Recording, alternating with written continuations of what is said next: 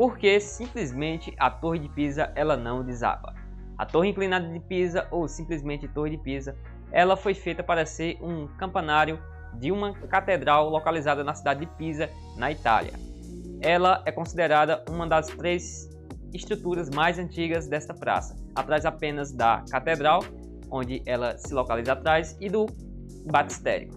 A Torre de Pisa ela começou a se inclinar exatamente logo após a sua construção no ano de 1173. Ela, nessa época, era inclinada para o sudeste, mas só que eles realizaram a construção de mais andares e com isso a torre ela passou a se inclinar mais para o sudoeste. Atualmente ela se encontra inclinada, como mostrei as fotos, e ela se encontra de pé hoje graças a algumas coisas que eles fizeram. Fique até o final do vídeo que você irá descobrir.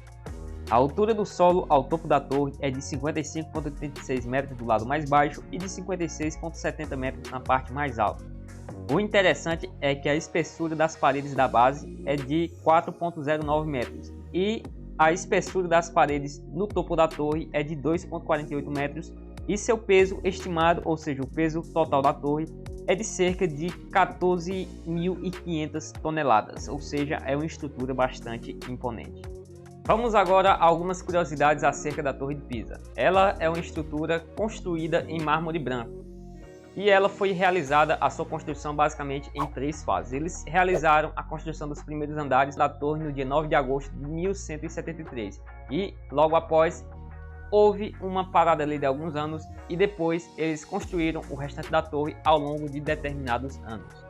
Alguns anos após a construção do primeiro andar da torre, quando eles estavam construindo ali o terceiro andar no ano de 1178, a torre ela começou a se inclinar, mas eles poderiam simplesmente ir lá e parar a construção ou mesmo derrubar aquilo que já tinha sido feito. Mas esse pessoal aí da cidade de Pisa estava envolvido constantemente em guerras com as cidades de Gênova, Florença e Lucca. Com isso, a construção da torre ela foi paralisada por mais ou menos um século.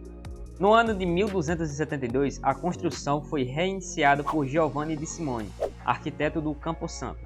Em um esforço para compensar a inclinação da torre, os engenheiros eles construíram andares com um lado mais alto do que o outro. Isso, por sua vez, fez a torre começar a inclinar-se em outra direção. Devido a isso, a torre é realmente uma curva. A construção ela foi interrompida novamente em 1284, quando os pisanos foram derrotados pelos genovenses na Batalha de Meloria. Depois desses anos com a construção da torre parada, o seu 7º andar foi concluído no ano de 1319. No entanto, vale ressaltar que eles inseriram ali alguns sinos ali na torre. Eles inseriram um total de 7 sinos, representando cada um deles uma nota musical. Ficou uma construção simplesmente muito bonita. Como podemos ver, a Torre de Pisa ela é uma construção muito antiga. Daí vem aquela coisa, ela já era inclinada, então ela continuou se inclinando ali no decorrer dos anos. No início do século XX, ela estava se inclinando ali 1,2 milímetros por ano. Sendo assim, no ano de 1990, ali quase ali no ano 2000, a torre ela tinha se inclinado 4,5 metros. Então, ela foi simplesmente fechada para o público, porque ela corria o risco de desabar. Então, depois disso, eles juntaram ali uma equipe de especialistas para analisar o que estava acontecendo com a torre, fazer ali um estudo do solo, para que eles pudessem resolver ali aquele problema e a Torre de Pisa ela continuasse rendendo ali renda para a cidade de Pisa, na Itália, pois ela ali é considerada um dos patrimônios mais importantes da região. E agora vem a curiosidade máxima, o que realmente pode derrubar ali a Torre de Pisa. É simplesmente isso que eu vou mostrar agora.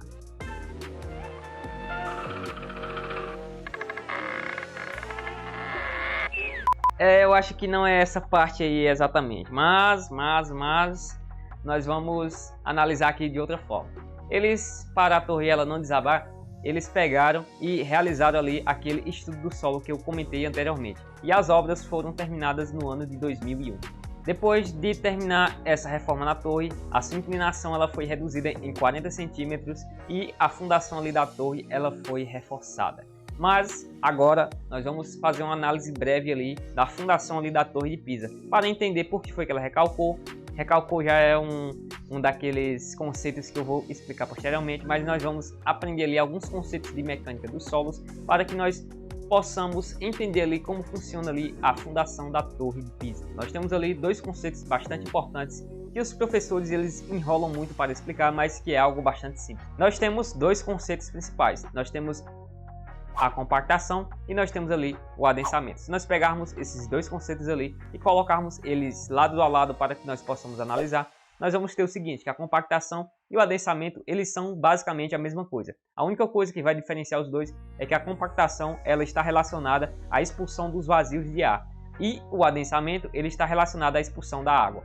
Como a compactação ela expulsa o ar ali presente nas camadas de solo, o ar ele sai mais rápido, então a compactação ela é mais rápida também. E já o adensamento, que foi o que aconteceu ali na Torre de Pisa, como ela expulsa ali a água das camadas do solo, então esse adensamento ele tende a demorar mais tempo. Por isso que a Torre de Pisa ela manteve inclinações ali constantes no decorrer dos séculos.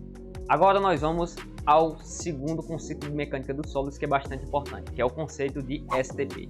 STP ele é um ensaio de penetração padronizado, ou seja, nesse ensaio eles vão ali pegar um cano ali de mais ou menos ali 25 metros e eles vão cravar no solo em questão para determinar ali a profundidade do lençol freático, para retirar a amostra do solo e realizar as análises e também calcular ali a resistência do solo à penetração. Eles contam basicamente ali o número de golpes necessários para que a estaca ela perfure ali 1 metro. Aí eles vão fazendo ali a contagem de metro em metro e com isso eles retiram ali algumas características importantes que podem ser utilizadas em cálculos para determinar ali a resistência do solo. Isso é bastante importante para a construção civil, pois vai determinar ali qual o tipo de fundação que eles vão escolher para determinada estrutura. Já o terceiro conceito, ele vai ser relacionado ali à disciplina de fundações. Vai ser basicamente as fundações rasas. As fundações rasas, elas são fundações superficiais ali no solo. Elas devem ser no máximo ali de 3 metros, ou seja, você tem aqui a camada de solo ali da superfície e você tem aqui a parte aqui, a cota de 3 metros. Então, a fundação ela tem que estar localizada exatamente entre essas duas camadas para ser considerada uma fundação rasa. Esse tipo de fundação foi a fundação utilizada ali na Torre de Pisa, por isso ela veio a se inclinar.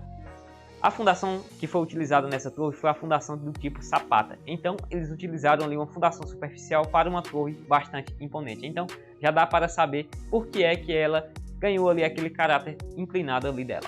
Com base nesses conceitos, agora nós vamos falar ali do perfil de solo onde a fundação da Torre de Pisa ali foi construída. A Torre de Pisa ela foi construída ali num solo bastante fraco, ou seja, fraco entre aspas, pois é um solo que não vai suportar ali tanto peso ali na sua superfície. Então eles fizeram ali, como comentei anteriormente, uma fundação superficial, sendo que o solo da Torre de Pisa, como estou mostrando aí exatamente nesse ensaio que foi realizado ali na torre, ele tem basicamente ali 40 metros de argila. Então eles construíram ali a Torre de Pisa em um solo ali argiloso.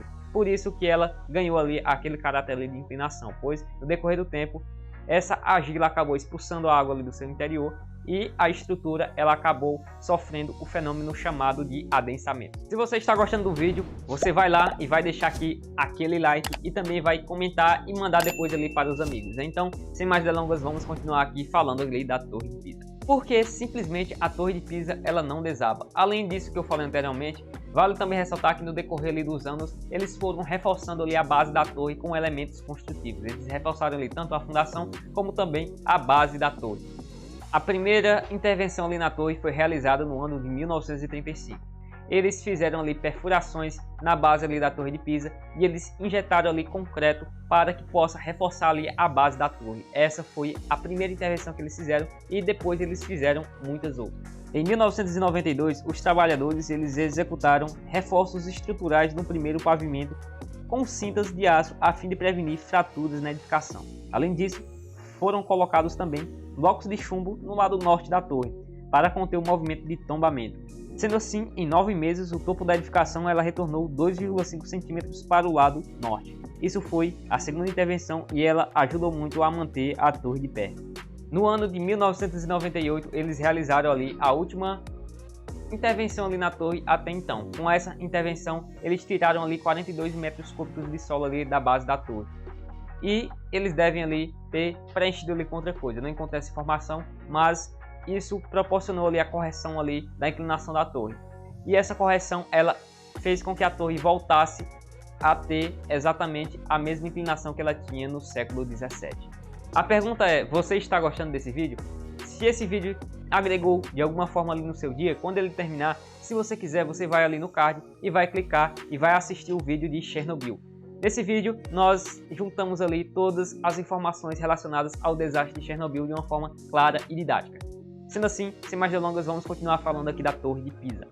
Vamos agora à curiosidade máxima relacionada ali à Torre de Pisa. Vocês sabiam que os engenheiros a consideram como uma estrutura única, pois ela é resistente ali a abalos sísmicos, ou seja, quando acontece ali algum terremoto ali na região de Pisa, a torre ela não ressoa de acordo com o terremoto, ou seja, o terremoto não consegue chegar até a torre.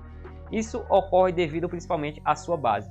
Se nós formos analisar a fundação da Torre de Pisa, ela é predominantemente ali um solo argiloso e a torre ela é bastante resistente. Então, aquela interação ali de solo e estrutura acaba proporcionando algo simplesmente fantástico. Sendo assim, a interação solo e estrutura promove algo bastante parecido com o que acontece nos prédios do Japão. Os prédios do Japão eles são dotados ali de mola. Então, quando o solo balança, o prédio ali ele não balança na mesma velocidade ali do solo. Acontece exatamente isso com a Torre de Pisa devido ao seu solo argiloso. Isso é bastante impressionante e com base nisso nós chegamos ao final de mais um vídeo aqui no canal do Engenheiro Funcional. Se você gostou, peço por favor que curta, comente e indique para os amigos. E com base nisso, nós chegamos ao final de mais um vídeo aqui no canal do Engenheiro Funcional. Esse aí é o final.